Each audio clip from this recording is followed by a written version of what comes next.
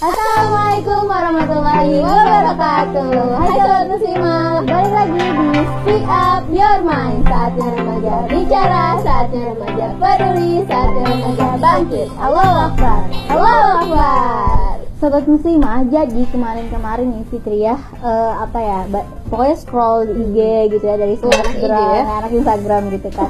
Beberapa hari yang lalu banyak yang trending topiknya tentang hashtag patah hati. Baper ya? Ya pokoknya baper. Entah itu hari patah hati nasional, terus apa lagi? Terus ya gitulah. Tapi ya sobat muslimah, sebenarnya ada lagi yang trending topik selain itu, yaitu selain yang baper-baper itu. Apa itu nih? Yap, itu tentang Perpu nomor 2 tahun 2017. Aneh mungkin ya kalau di kalangan remaja tapi ngurusin kayak politik. Di sini harus garis bawahi ya, politik. Nah, kita sebagai remaja nih bukan berarti politik mah cuma kayak urusan orang-orang kita, bapak kita gitu. Orang-orang politikus lah ya. Justru itu dalam Islam sebenarnya politik itu artinya mengurusi urusan umat. Jadi kita juga sebagai remaja harus ngompol itu. Iya, tapi ngomongin politik. Nah, coba kasih tahu dulu tapi apa itu Perpu? Jadi Perpu itu sendiri kan PERPPU, peraturan. P pemerintah. P lagi pengganti.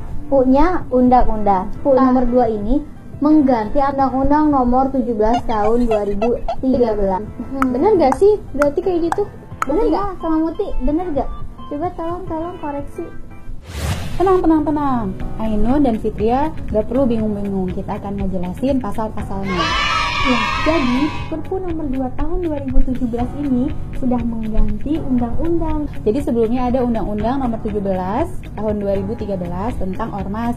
Jadi untuk membubarkan Ormas membutuhkan SP 1, 2, dan 3, kemudian baru masuk ke pengadilan. Nah, ternyata untuk Perpu yang baru gak berlaku lagi SP 1, 2, 3, langsung bisa dibubarkan tanpa pengadilan. Jadi lebih mudah dan lebih cepat gitu. Lebih cepat prosesnya. Oh gitu. Tuh simak ya sobat muslimah. Iya, ada lagi nih. Kalau yang pasal 59 gimana ya? Pasal 59. Jadi di pasal 59 ternyata orang-orang yang mengkritik, orang-orang yang berdakwah itu bisa dipidanakan. Jadi cukup mengerikan ya Kak, punya opini misalkan haram memilih pemimpin kafir. Nah, itu bisa dipidanakan. Hati-hati ya guys. Hati-hati banget. Contoh lain misalnya di negara kita ada asing dan aseng yang dia itu menjarah negeri kita, mengambil kekayaan alam kita. Terus kita bilang rezim sekarang itu pro asing dan aseng. Nah, itu harus hati-hati juga. Jadi kita dakwah dibatasi dong. Gimana dong? Astagfirullah.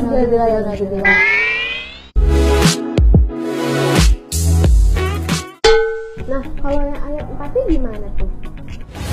Nah, ada lagi pasal 59 ayat 4 yang ternyata ada perluasan makna dari yang bertentangan dengan Pancasila itu seperti apa.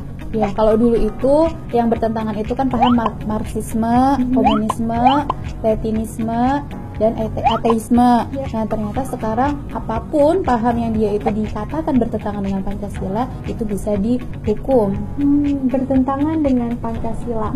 Sebenarnya istilah itu sendiri masih samar dan juga membingungkan. Karena makna bertentangan dengan Pancasila itu sendiri sebenarnya kayak apa sih? Apakah orang-orang yang korupsi atau menjual sumber daya alam Indonesia, atau orang-orang yang ingin menerapkan syariat Islam di Indonesia? Iya, kayak gimana ya? Kayaknya tuh yang bertentangan dengan pemikiran mereka juga sih. Misalnya yang menurut mereka Islam membahayakan, akhirnya bisa dihukum. Bertentangan dengan pemikiran mereka dan pemikiran orang yang berkepentingan di balik mereka. Iya benar, makanya. Waduh, kok jadi rancu gitu ya pengertian Pancasilanya? Jadi sebenarnya yang bertentangan itu yang kayak gimana ya? Iya, bingung nih saya. Anda bingung? Saya juga.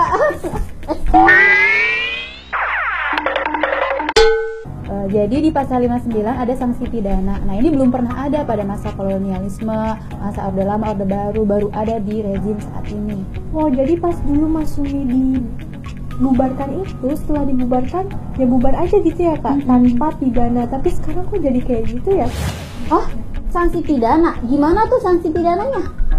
Iya, nah ternyata pidananya itu juga nggak tanggung-tanggung. Kalau misalnya ada anggota atau struktur organisasi yang dianggap bertentangan dengan Pancasila, itu bisa dipenjara seumur hidup, atau yang paling ringan itu 5 tahun, yang paling berat 20 tahun. Penjara seumur hidup. Ada lagi nih pasal 82A yang juga dipertanyakan. Itu apa tuh? Nah, di dalam pasal 82A, bagi orang-orang yang memiliki niat buruk dan juga ada asosiasi atau organisasi yang dikatakan mereka itu bertentangan dengan pasal-pasal yang ada, itu juga bisa dipidanakan. Oh gitu. Niat aja nggak boleh, pikirin aja nggak boleh. Tahu bersahabat banget ya mereka. Iya, bisa tahu pikiran kita. Hati kamu diam. Ya, pikiran kamu diam. Jangan ngapa-ngapain. Kamu berniat. Niat kan dalam hati. Udah lah, diam aja dia. Ada juga nih pasal 62. Apa itu ya? Aduh, jangan serem-serem lagi dong. Coba tolong jelasin. Siapa ini berekspresi? Nah, yang terakhir ada pasal 62. Nah, di dalam pasal 62 itu kalau ada ormas atau kelompok yang memang dikatakan bertentangan, langsung bisa diadili tanpa ada pembelaan. Tanpa ada pembelaan, semacam pemaksaan. Jadi seputar itu. Jadinya ya langsung aja dibubarin tanpa misalnya kita klarifikasi dulu. Enggak kok, nggak seperti itu. Jadi nggak bisa membela diri dong ya. Kasihan ya. Kalau ternyata emang gak salah gimana? Ya itulah, ya udahlah ya. Semoga penjelasan ini cukup mencerahkan Fitria, Ainur dan teman-teman di rumah. Ya, makasih ya Ainur. Sama-sama loh.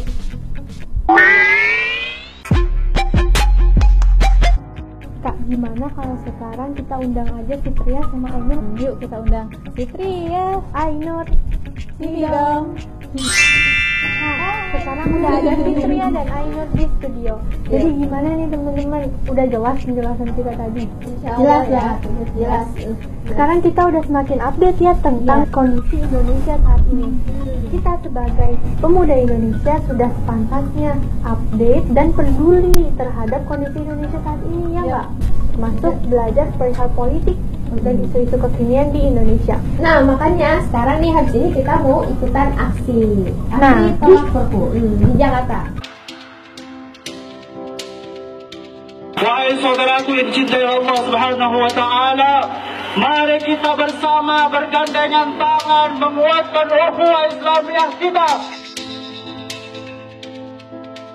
Ya, penyelenggara acara hari ini adalah Aliansi Ormas dan Umat Islam se-Jabodetabek. Ya, di sini kita umat muslim kumpul di sini adalah untuk menyuarakan ketidaksetujuan kita terhadap dikeluarkannya Perpu nomor 2 tahun 2017. Tuh, ada suaranya kan? Nah, ya, sekarang juga. Kami sebagaimana engkau menolong Rasulmu ya Allah. Tolong kami sebagaimana engkau menolong para Rasul. Tolong kami ya Allah menghadapi penguasa durjana ini ya Allah.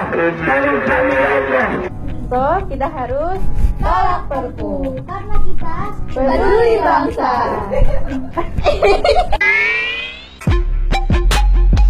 Pantengin terus.